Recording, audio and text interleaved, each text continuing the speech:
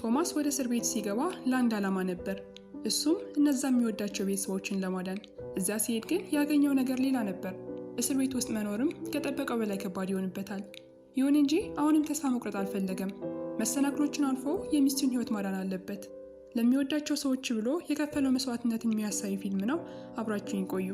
ይህ በጭንቅላቱ ጀርባ የመስቀል ንቅሳት ያለው ሰው በእስር ቤት ውስጥ ካሉ እስረኞች በጣም አስፈሪው ነው። ሌሎች እስረኞችን መምታት ብቻ ሳይሆን ጠባቂዎችንም ይደበድባል። ለእነሱ ምንም ክብር ሳይኖረው ተጣልቶ እጆቻቸውን ይሰብራቸው ነበር።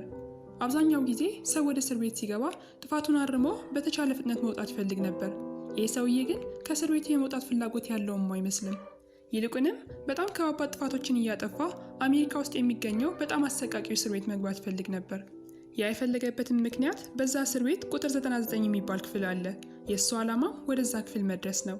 ቶማስ ይባላል። ከመታሰሩ በፊት ቦክሰኛ ነበር። ከጥቂት ጊዜ በኋላም የቦክስ ስራውን አቋርጦ እቃዎችን ማጓጓዝ ጀመረ። ግን ገና በሁለተኛው ቀን ከዛ ስራ ይባረራል። ቶማስ ተስፋ ቆርጦ ወደ ቤቱ ሲመለስ ሚስቱ በአስፋልቱ ዳር ሆና መኪና ውስጥ ሆና ያያታል። የሆነ ችግር እንዳለ ገምቶ ወደ እሷ ይሄድና